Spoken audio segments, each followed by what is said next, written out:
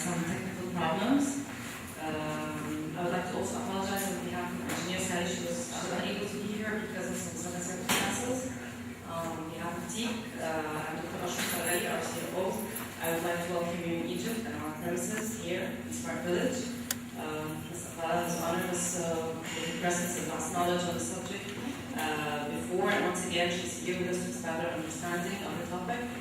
It goes without saying how important it is to understand what characterizes an emerging market and its local ecosystem. This half-day training session provides an exciting look at how you can expand into these markets while avoiding the common mistakes and pitfalls that global companies often face. The team would like to welcome you, Ms. Apala, and thank you for sharing your knowledge with us. We'd also like to thank Dr. Dean for his efforts to making this a success. I would like him to invite him. Thank you very much. Good morning, everyone. I'm really pleased to be here today. My name is Gilad Hassan. I work for Cairo University at the Professor of Information Systems, where I teach this subject to students in the Faculty of Computing and Information. This is really our second collaboration with TIEC, and we're very pleased that they're always open to ideas and international collaboration. I'd like to introduce Apala, our speaker for today, in very brief words. Apala Lahiri Chavan is a world-renowned expert on contextual innovation, which is the discipline of creating breakthrough products, concepts and services, and technologies suited to new markets. Companies like HP Labs, Adidas, Nokia, Sony Ericsson, and NCR, as well as Intel, are just a few of those companies that benefit from Apala's innovative pioneering techniques in this exciting and growing field. Apala and her contextual innovation team have helped designers, marketers, product managers, and ethnographers apply their innovative techniques to develop exciting new concepts and products.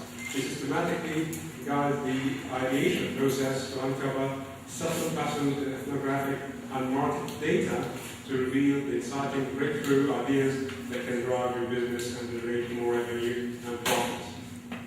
Apala has been with Human Factors International, which is one of the largest companies in the world specializing in usability engineering and innovation. She's been with them since 1999, and she's currently Chief Oracle and Innovator for Africa and the Asia Pacific region. By the way, when we say Chief Oracle, it does not mean that she works for Oracle day-to-day. We Oracle as in, someone who knows quite a lot. She's an award-winning designer. She won the International Hourly Design Award. She has also led teams spanning design, development, testing, and deployment of a range of products. Apala is an acclaimed speaker and has presented at prestigious conferences across the world. Apala has also several publications of credit, as well as prizes for publications, and more recently she has published a book with the title Innovative Solutions: What Designers Need to Know for Today's Emerging Markets. Without further ado, ladies and gentlemen, I'd like to welcome Apala to the podium. Apala, please.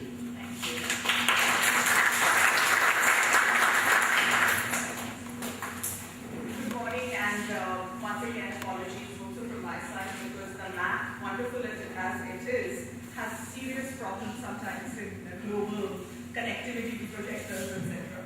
So we had some challenges getting it to work. And all's well.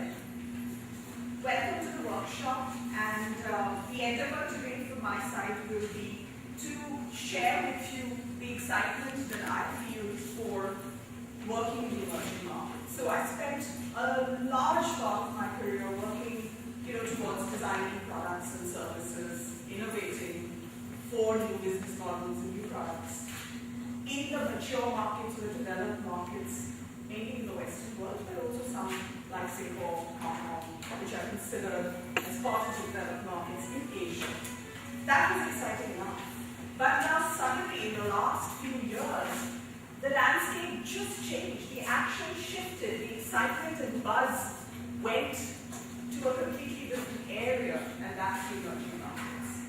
Since then, I've been wanting to and have learned more and have worked more with a focus on emerging markets. And so that's what I'd like to share, because I think there's such a huge opportunity for all of us who are from the field, whichever direction we come from, whether we're from user experience or from marketing or from development, IT development, we all have huge opportunities to contribute to the growth that the emerging markets will see. With that, I'm going to begin.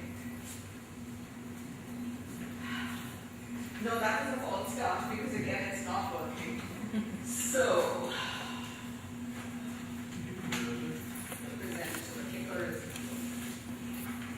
I'll do a 6-second advertisement for new factors where I work. So we are the largest user experience research strategy design company in the world. That doesn't mean we're some 1,000 employees in strength. We're a small company in size, but it's a very niche area. And we certainly work across the globe. This is where we have our offices. We work for Fortune 500 companies, we work with startups. The way that we think about design is that innovation and design is a combination of looking at cognitive abilities of the human being, which create efficient design for us. So we look at how human beings process information, how do human beings remember stuff, how do human beings look at colors, what can they see, what can't they see. We look at all these things and create solutions that are more suited to the human user and increases efficiency. But we also look at the fuzzy side of our brains, and so a lot of our solutions come from principles of social psychology, which is about the emotional side of how we work. We are very irrational in many ways, and if we don't combine the rational and the irrational, you can't have a good solution. So no matter what we do, whether it's design or it's innovation, we always look at the rational performance, efficiency part, and the irrational emotions, trust, those aspects of a solution. That's our unique sort of selling proposition, if I may call it that. We also work across from strategy and innovation all the way to researching, looking at existing solutions and giving our feedback whether the solution is good or not, given who it is supposed to work for. So we have a framework and we go according to that. So that's it at end. Now about innovative solutions for emerging markets. When I started to work on the book, and I started researching, apart from what we were doing in the emerging markets, and from human factors, we were doing a lot of work in South Africa, Kenya, China, Malaysia, Brazil, so, and of course India. So a lot of emerging markets were covered in the work I was doing anyway. But I started looking at people other than human factors who were also doing work in a vast number of similar emerging markets. And what we found was fascinating. So while the book has a lot of that, but in this workshop I'll go beyond and provide more sort of recent information. A lot of how we look at the emerging markets is about people in emerging markets who had no access to any kind of technology earlier, but they have access now. Unfortunately, sections like the section of society this gentleman belongs to, they have not been studied, they have not been researched by anybody before, and they are not like any segment in any developed country. So it remains an area that is not understood well, and yet that's the large mass of the population in all our emerging countries. So a lot of our effort, my personal effort, goes into looking at segments who have been disadvantaged and been deprived, but they are the future because there are a lot of people and they deserve to reap the benefits of technology that we have today. So a lot of innovation is focused around this segment. So when talking about emerging markets, they're very different. They're very different from America, they're very different from Germany and the United Kingdom and even Singapore, the well-known developed markets. We know that they're different. You have to just step into an emerging country, you can feel the infrastructure is different. So at a very superficial physical level, you can feel that infrastructure is inconsistent, etc. But does it mean that we have to have new ways of doing research, new ways of designing? Or can we use our old methods that we used successfully when we worked for the mature markets? Can we just use the same methods? Will we use the same design principles? I don't think so. That comes from working in these markets? I think not. And that's something I will talk about here. That's something everybody needs to internalize. And you have an opportunity to be creative because these are uncharted territories. While writing the book, I had the opportunity to speak with Dr. Genevieve Bell. She works for Intel Corporation. She's a cultural anthropologist. And that's, a profession that has found a lot of favor in the last decade or so with corporations who want to expand into emerging markets. Dr. Bell leads their team that goes out to emerging markets. She's in Brazil, she's in India, she's in Indonesia. And what does she do? She studies the markets because her background is in a field where you study society. She studies these markets and goes back and comes up with ideas about opportunities she sees that will benefit Intel. So she comes up with product ideas. She comes up with a future model that Intel should work towards because she forecasts based on what she sees in these countries. And so by talking to her, she said, there are 3 myths about working or designing for emerging markets, and this is such nonsense. Often people will say, particularly, when she's working in a corporation in the West, she's told, oh, you know what, emerging markets, they're just poor versions of developed markets. So don't waste your time trying to understand them, because when they become richer, they'll be exactly like the developed markets. That is not true. Yes, they may be poorer. However, when they do become richer, their path of growth and their lifestyle and their beliefs are going to be very different from the rich nations of today. So that's the first myth. Never assume that you just have to wait a little bit and then you can transplant all the products and services, all the ideas that worked in the West. It will not. The second myth that a lot of people have is that you just need to make things cheap and cheerful, bright and blinky. That's all that is needed to sell stuff in the emerging markets. That is not true. It's not true that, the entire continent of Africa, all these countries in Asia, all these countries in Latin America, they're full of people who are just looking for cheap solutions and looking for badly made, blinky, solutions. They are not children who can be pacified with very temporary bad solutions that cost less. That's not true. They're looking for value. Yes, they don't want to waste money because these societies have a common theme, and we will talk more about common themes, have a common theme of not wanting to waste. And so these countries look at every decision in their life, particularly if it is about buying something, as to whether it really gives them value for the money they will spend. So it's about the value, it's not about making something cheap.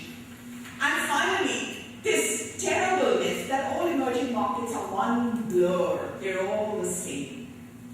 You know much better than that, I know much better than that. Of course they're not the same. The amount of diversity we have in the emerging markets is incredible and fascinating.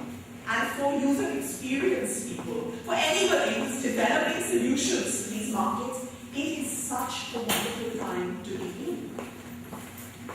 So what I'm going to do in this workshop is to look at these issues. And so I'm going to start by looking at who are the emerging markets. And I've been saying emerging markets for a long time. Most of you know. Okay, thank you very much. So you ladies first, we don't have any particular order, but the second, so the man from? That's all. Okay, please share with Hi, my name is Amanda Lubach. I'm the marketing manager of Delta Software. The case I presented was a software house. We are a software house. Let me give you first a briefing about what we do. we were a pioneer here in Egypt. We started in the 1980s, so we were always looking for an edge and how to educate people about technology. We were the first firm in the Arab world to Arabize the Apple IIe and Arabize IBM. And then we went about finding niche markets and trying to strive and find new technologies where we could flourish and place our products. The idea came from the sector of marble and granite in Egypt, which is really very well in exporting its products, its very nice products to the outside. But we're not doing so well in the income when it comes to the GDP because they are exporting raw materials and they cannot manufacture it well because of the waste and they lack the quality and the standards of placing the good standards and the quality that they know will help them flourish this industry. So we found that we could help them by developing the software for this niche market that would control the quality process and that would control the stocks and would control the whole production process of this sector. So we tried first with one of our customers with launching a beta in the whole production area of marble and granite, which is a very, very, very complex area because it uses a lot of technologies, techniques, and quality controls. And then we launched this beta with a client, which was very successful. We then added the input that we got from this client, and then we further extended this product to other markets, to the same market, to other clients. And then it went from here to be a very successful. We found no competition, so we had a competitive edge in this. And we are keeping on updating this product and launching it with other customers as well. So I'll be happy to answer any questions if you have any. Any questions? Yeah, I have a question. You're working in a software for marble and granite production. Yes, this is the software. This is the software. And the software house is not specialized in marketing granite. But how does it help in like maintaining the quality of the hardware product which is produced? Because I'm the wheat product part of the software. Okay. The marble and granite is very special because they extract blocks from the mountains and then it goes through a whole production process. And the major part is the waste. So we measure the blocks with certain aspects and then we place them in stocks. And then we measure the time you spend on stocking this because this is very, very valuable. So if you not time wasted, when you cut the blocks into slabs, you waste the materials as well as time. So if you stock it for too long, you pay in stocking, you pay for waste. So there are other aspects that you pay in without noticing. So you could have a block which is very valuable, but you pay more before you export it. So we're helping them with the measurements, which is very complicated. It's a mountain rolled stone that comes out. We're helping them with the blades as well that cuts because they use diamond blades. The diamond blades needs maintenance, they have depreciation, which is very expensive material overall, which was not part of their cost. So if you have a diamond blade and then it depreciates and you're exporting and you don't know how much you spend on the blades, how much is wasted, and how much you're making, and how much it's very complex. So we help them with the stocking, that's answering your question. You help them with cutting in the best shape to minimize the waste of the material. You help them with the average time to market that they should use to help them with the final product. But it's an industry specialized enterprise resource planning software. Yes, for the production of marble and granite, yes. So there is any special kind of algorithm for optimizing the type of typing this? Yes, there are multiple algorithms that we use. We obtain You it. use it or you just you No, we did not come with it. We had first to make some research and then sit with several marble and granite factories, even though they are our clients. We do have an agency that represents them with a scientific laboratory that can help them with the formulas manually. So we use this, and other aspects other from the waste is important, like the time to market, and like the blades and the slabs and stuff like this. Thank you very much. Thanks a lot. Our third entry is from GS1 Software, Mr. Yasset, please.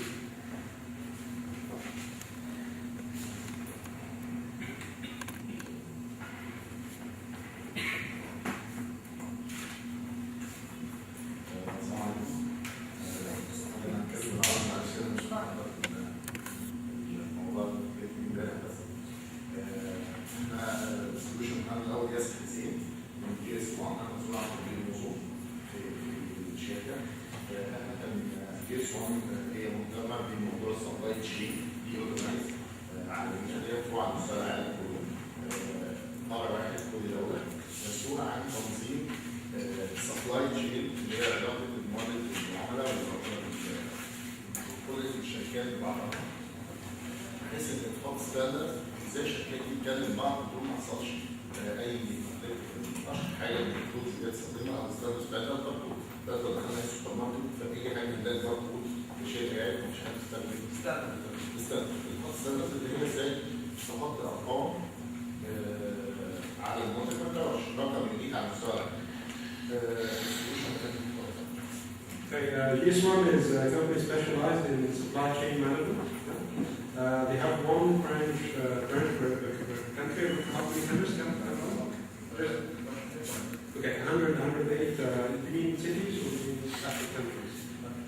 Okay, there are 108 of them. It's distributed across different countries. And the problem they're focusing on is how to make sure that various supply items, for example, in supermarkets have unique barcodes, so that the barcode is not duplicated across another product, and of course it causes huge problems once you manage the supply, change from suppliers to your shelves in the supermarket. الكيس بتاعنا من ضمن الحاجات اللي جي اس 1 بتعملها موضوع الستاندردز في التريسبل. ازاي اقدر اعمل تريسبل؟ موضوع التريسبل ده موضوع مهم جدا في كل مجال، بس احنا كان في توجه كبير على شركه الزراعه. ازاي الشركات الزراعيه اللي بتصدر المحاصيل بتاعتها تقدر تعمل تريسبل، تقدر تعمل تتبع المنتج بتاعها من اول الزراعه لحد المستقبل. عارفين ان في مشاكل كتير ساعات بتحصل عن الزراعه من خلال كل الوقت اللي سمعنا عنه، ده ازاي الموضوع ده مؤثر جدا على الصادرات بتاعتنا. احنا كنا بندعم وكنا بننادي ونعمل لقاءات او نخش في النادي ان احنا شركات تطور من موضوع الفاسيلتي او تعمل بشكل مباشر سيستم فاسيلتي، ولكن للاسف ما كانش في استجابه من الشركات عموما بتاعت السوفت وير او شركات الكريدت سوليوشن. The core problem we're focusing on in managing supply chain through these outlets is basically to trace agricultural produce through various stages from production until it gets to the final destination. Specifically, setting standards for making sure that every agricultural food product is actually traceable, have been traced throughout its various manufacturing stages, because I know that the European standards, for example, the European community, set standards for things like use of fertilizers and chemicals, etc. It's very important to know exactly what stages has potatoes or sprouts or whatever has come through for the futures supermarket. السوليوشن احنا لما جينا نبتدي فيه او نبتدي كان في اكثر من تحدي عندنا. اول حاجه ان ازاي نطبق الستاندردز التكنولوجيا في مجال الزراعه. المجال ده يمكن شويه الحاله فيه او الموظفين فيه يعني كل شويه صعب ان هو يستخدم بقى جهاز هاند هيلد الباركود بيتحرك بيه، بيبقى عليه ابلكيشن وينزل في الخط يسجل معلومات وبعدين ياخدها يسجل معلومات في المحطه. بعد كده في المحطه في عماله بسيطه جدا بتفرز. العماله دي اغلبها موسميه يعني ساعه الموسم بس بيجمعوها عشان عمليه الفرز والتعبئه. فاول حاجه ان احنا البيئه نفسها صعبه ان احنا عايزين نظبطها. الحاجه الثانيه المكلف. واحنا بصراحه استفدنا من الفند لما قدموا الاي-تريس واليونيكو كانوا واخدين الشركات الزراعيه ان هم يعملوا نظم تتبع، واستفدنا من الشركات استفادت من الفند ده ودخلنا بالتعاون مع اليونيكو والاي-تريس في تمويل المشروع، وده حل طبعا جزء كبير. دلوقتي اهميه المشروع اصبحت الشركات هي بتدير السيستم ده وتتحمل تكاليفه في وجهه لان الموضوع مهم واصبح هو دلوقتي ما ينفعش تدخل المنتج بتاعك من هي التتبع من غير سيستم تتبع. بعض الشركات استغلت ده واستفادت منه ان هم قدروا يفتحوا اسواق مش قادرين يدخلوها، ان هم بداوا يسوقوا للشركات بتاعتهم عن طريق ان هم بيروحوا اسواق السوبر ماركت زي مترو او ستينس السوبر ماركت العالميه او كارفور، ان هو بدا يجيبوا في الشركه ده ويوريك السيستم بتاعه ان هو بيطبق تتبع من اول الحصادات الزراعيه من اول الزراعه لغايه ما بيعملوا ويشحنها له وبالتالي بقى في تراست فرايدو ويفتحوا اسواق. اللي هو سيستم اون بريس سيستم باركود. احنا استغلينا الباركود علشان او استغلنا الباركود بحيث ان هو طبعا نستفيد بسرعه، ما بيخليش اليوزر يغلط بسرعه، ما بيكتبش كتير على الكمبيوتر، وبالتالي بقى سهل ان هو يتعامل معاه بمجرد وان كليك. المعلومه بالنسبه له اتسجلت خلاص. وان كليك للكود، برضه للايتمز، الفاينل برودكت، فاينل برودكت، الرو ماتيريال، فاينل برودكت من اول السيف، من اول الدخول نفسها لحد لما تشحن. شاهد بالظبط. ان هو في الارض في معاملات زراعيه بيبدا يسجل انا النهارده عملت ري، انا النهارده عملت تسقيط، سجلت ايه المواد اللي انا استخدمتها. ده لو بصينا السيستم هنلاقي ان هو اول نقطه فيه انه بيقسم المزرعه ده. اول حاجه فيه ان انا ابدا اقسم المزرعه ده تبقى عباره عن بيسموها حواش بوكس، بيقسم المزرعه بحيث ان هو نقاط الزراعه. نقطه واحد فيها كذا نقطه. يعني تبقى مثلا المزرعه لازم تبقى 1000 فدان، فبيقسمها 5 فدانين 6 فدانين حسب، او 100 فدان مثلا 20 فدان، ده بالنسبه له صوت واحد، بحيث ان هو عايز يقول ايه؟ لما هرمي دي مع بعض، هديها نوع معين من السماد، هديها نوع معين من الاسمده او الجياد، في معدات محصوره السيستم بيبقى مسجل فيها بحيث ان هو ما يستخدمهاش، فبيستخدم حاجه زي كده السيستم كده. ان هو المبيدات دي ليها ليميت، المفروض انه ما يجمعش قبل الليميت ده، وبالتالي ان هي علشان الزرع يتخلص من اثر المبيد ده كويس، وبالتالي هو مثلا عمل رش النهارده للمبيدات لازم يجمع مش قبل اسبوع. لو جه يسجل او ان هو يجمع السيستم ينبهه يقول له لا ما ينفعش كده، دي اول نقطه. وبالتالي هو عارف رش ايه، البذور جايبها منين، الاسمده جايبها منين، حطها امتى، كمياتها ومعاملاتها، مين العماله اللي شغاله، انهي مكان راي او رش، وتبقى عارف كل المعلومات دي سجلها السيستم. بعد ما بيجمع بيقول في الحافظ التعبئه انا جمعت ايه منين؟ انا جمعت ما فيهوش رقم واحد. وده اللي بتاع التشالنج ان هم they are not technology savvy. بالظبط. وبالتالي احنا But I just need to say that the use of the traditional handheld devices was in fact expensive in the field.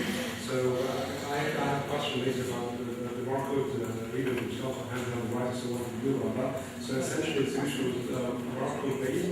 For every form was allocated a particular barcode number, and every time the agricultural laborers did any work on it, like irrigating or use pesticide or something, this was recorded. So the stages of evolution of the product was also tracked, on step-by-step basis, so that each day they know exactly what happened and who did it. So that by the end, by the time the product was ready for shipping, complete history of the work is available in the product UI, again recording each stage, facilitated by the use of partners. Sorry. ازاي how did you overcome the challenge and these people are not taking this approach? How did you, the question is how did you overcome the challenge that the workers in the farm were not really very technologically oriented, not technologically savvy, so what do you do? هو طبعا اول حاجه ان احنا يعني بدانا نطلب يعني سكيل بسيط خالص انه بيقدر يتعامل مع الكمبيوتر، يعني وده بقى منتشر، فده سهل مش لازم يبقى هاي او كده. بس احنا قعدنا معاهم يعني بين الروح بنقعد معاهم فترات طويله لغايه ما نتاكد من المستوى ستيب باي ستيب. طبعا في لاب امبلمنتيشن انا بنقعد معاهم بنعرفهم ايه كويس، في ناس على ارض الجهاز نفسه ازاي يستخدموه فايدته، ان احنا كمان معانا في السيستم نفسه انه ما يتعاملش كتير قوي معانا. بمعنى ان انا الداتا بتاعتي هتعتبر تسجل ماستر داتا بتاعتي تسجل في السيستم، وبالتالي هو عايز يقول انا استخدمت الصمت ده عليه برضه في ليبل موجود عليه بالاسم بالعربي، يقدر يروح بيسكان اول ما بيسكان بيشوف اسم الصمت ده قدامه على الديفايس، وبالتالي خلاص هو كده سجل المعلومه. انا عايز ارد الداتا عشان هقدر اعملها هيستوري اقدر استريح في اي وقت. يبقى الموضوع بسيط بالنسبه له، مجرد وان كليك باركود فبيلاقي اسم الايتم واللود نمبر وكل حاجه والجهه الجايه ليها خلاص هو كده سجل. Okay, I guess I would be happy with that response because it's in the field of usability. The answer was that we will overcome this hurdle by making the system relatively easy to use, providing some on-the-job training, very simple training was needed for people to be able to use it in the field. Finally, that most of the data entry required was based on recognition, as we say in usability, selection of pre-existing items rather than having to remember or having to actually type various names of pesticides and various names fresh. It's all pre-recorded there, just in case of simple selection. المنطقة المحصول بعد كده المحطة اللي عليها بيبقى في معلومات وفي مراحل انا عديت عليها خط مين العماله اللي هو بيحتاج مين العماله الفلسي عشان ممكن يكون في مشكله في الكرتون فاللي عايز يعرف مين اللي عملها فاستخدمنا رقم او باركود لكل بيت بعد سجل الرقم بتاع الكرتونه وفي اخر المراحل خلاص في ستيكر بيقول ده رقم نقطه اللي هو جاي من استلامك اللي هو جاي من 12 مكان وكده انا بعمل تراك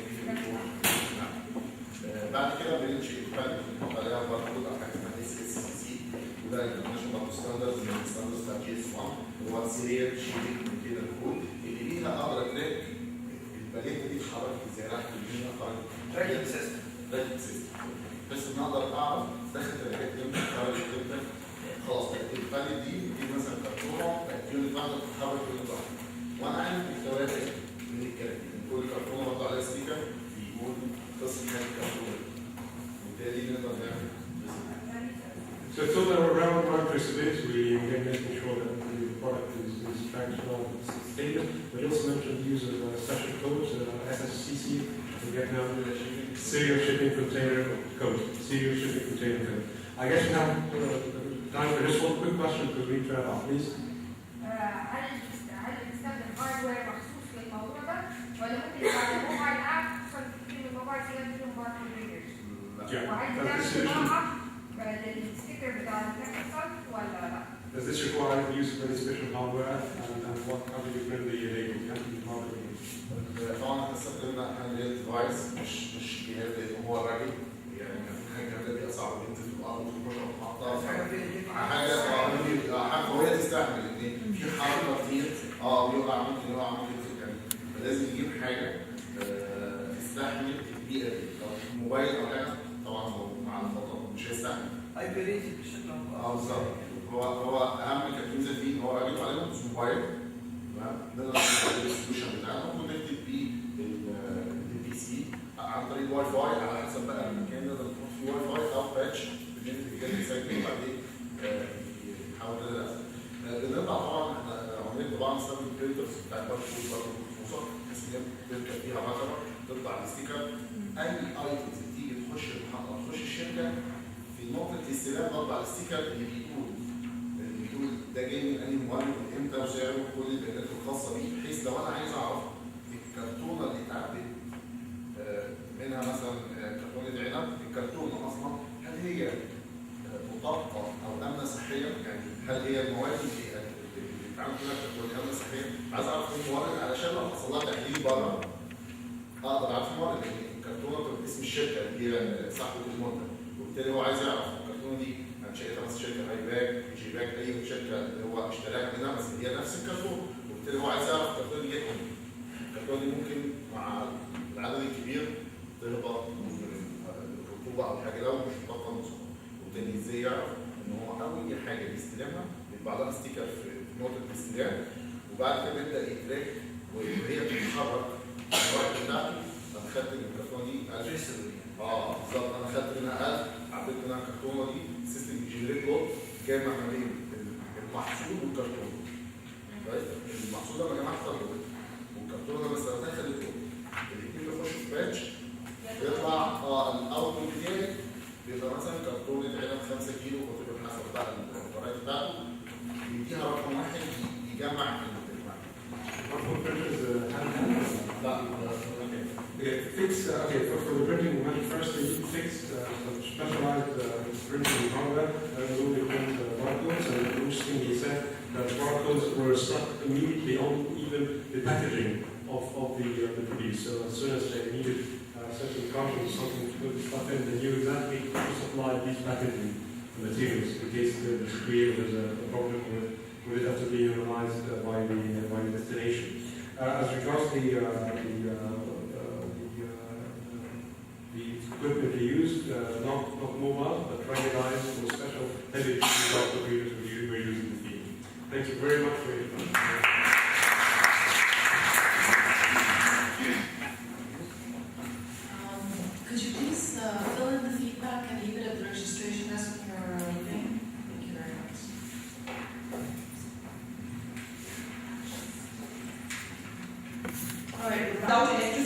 which is a problem in the rural areas. So this has been designed by a really local outfit, Timbuktu, as well as a local outfit that looks at solar gadgets, etc.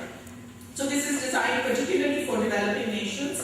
But now, interestingly, they have found a business model where there are a lot of customers in the rest of the world who are saying, this is so cool, this is so sustainable and eco-friendly, we want this too.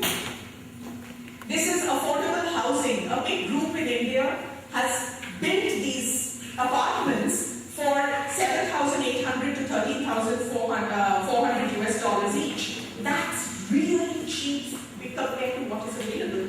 They just use very interesting ways of prefabricating and putting the apartments together. And so now it means that people who would not be able to afford an apartment for years are able to do that. The first time they opened up the sale of these apartments, in 3 hours, everything was sold to the segments that they opened it up to. Grameen Bank, which is a pioneer in microfinance in Bangladesh, Grameen Bank and Danone, the yogurt major, they have a collaboration where they want to provide nutritious products to populations in Bangladesh. And so they have built as many as 50 micro plants. They decided big plants, not possible, not cost effective, but they didn't give up. So they innovated by having micro plants, which will be put up quickly and they're really small scale. It's a miniaturization of their large operations. But again, the interesting thing is, because of the success of this, they are now also launching it in France as a low-cost yogurt line. So it's also going the other way. A game console designed in Brazil, very cheap, downloaded with a 3G wireless connection, uses only 1 watt of power.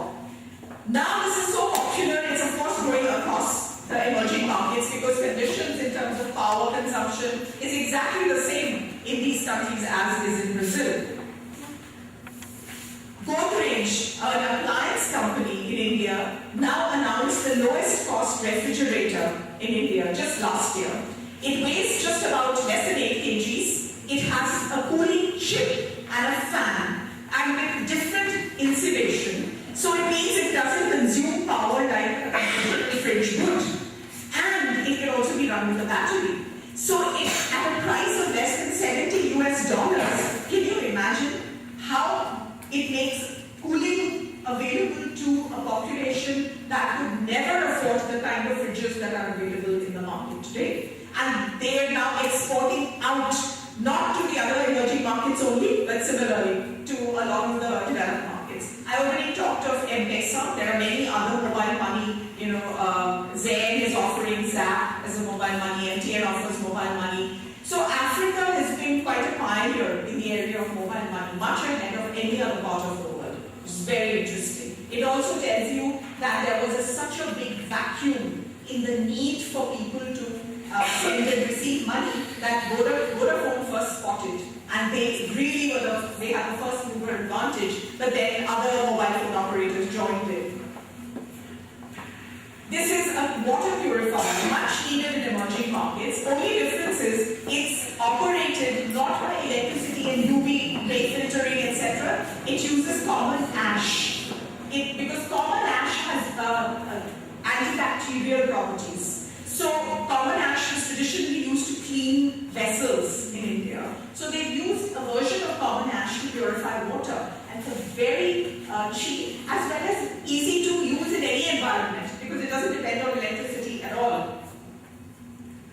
Those were things that were functional, served a certain gap, but in a way that is not about design coolness, but it was about solving a problem with something useful.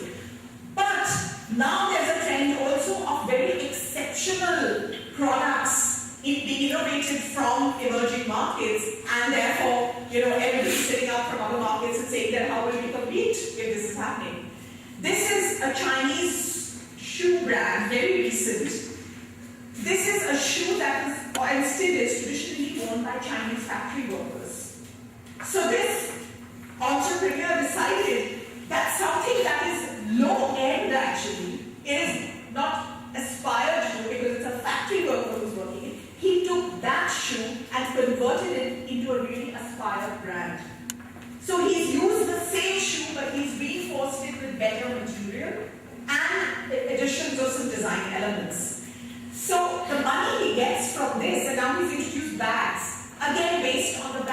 factory workers use.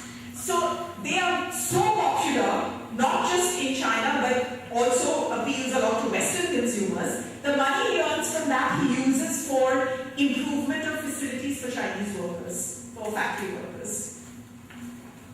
Here, Chinese electronics maker, they make such exceptional devices now that they've surpassed Whirlpool to become the world's top refrigerator producer. So it's not necessary to say that the top producers of items, electronic items, appliances are in the West. Now the game is changing, and you've got the top ones gradually, sort of coming towards these areas. China Railways Group created the largest, longest, and highest speed rail network in China, across China. And so there, they've got trains that actually go at speeds of 360 kilometers per hour. They are considered a marvel across the world in what they've achieved. And hence, they're now building infrastructure in California, not just in emerging countries, but they've been contacted by the US government to build fast, improved rail network and provide railway carriages like this. The Nano, which is one of the cheapest cars produced in India. It was meant for the lower income segment, which could not afford the expensive cars. The price for the car was $2,000. Now it is about $2,500 to $3,000. That's the price at which you can get the car now. Mumbai-based courier service only uses blind people, and they are giving the larger courier companies a run for their money. Because most people have a need to connect with an organization that is doing something for society. This is a trend more evident in emerging markets, but also evident in developed markets. So the moment people found that Miracle Couriers only deals with, deaf workers, they decided to switch from their regular courier services. And it's a very, very interesting model in how they train people and how you interact with the couriers. Because we've changed also in our office. The courier person who comes is deaf, but the signage they carry with them, the forms they carry with them are incredibly well designed to have a conversation, so to speak, with the person who's come and the person who's giving a package to be delivered. Turkcell, which is a mobile service provider in Turkey, started this location-based sort of micro-blogging platform where people in a city who are their subscribers can get on and make comments about places in the city they're traveling through, any good facilities there, traffic jams, etc., and everybody can therefore get an update at any point through SMS or by logging onto the microblogging site. Extremely popular. There's nothing like that here in Egypt. Really? There would be Ulla. Okay. The mobile app, you get to know if you're going from point A to point B, you get to know what the traffic is like, and like everybody else, it's like completely crowded, or the traffic is good, or if there's an accident, or it's dangerous for others. Wow, that's cool. So is it very recent? What's it? It's probably for like the past 6 months. It's based on crowdsourcing, and it's made by 4 young men, entrepreneurs. Okay. What's the name again? Can you spell it? They're saying that. They're saying that road so and so stuff. They're saying that. That's what came out. Yeah. How cool do I have to include it here?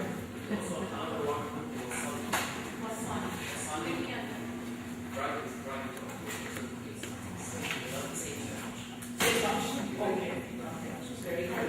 See, all these innovations happen in these countries. We don't have so much.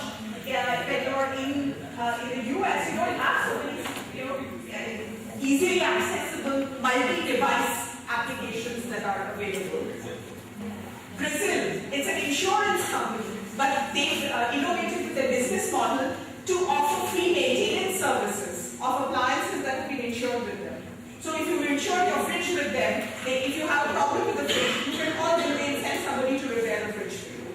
So, getting more people to solve a problem that everybody faces with constant power outage and therefore appliances get spoiled. MTS, Russian mobile service provider, in order to make their data plans more popular, what they do is they run a weekly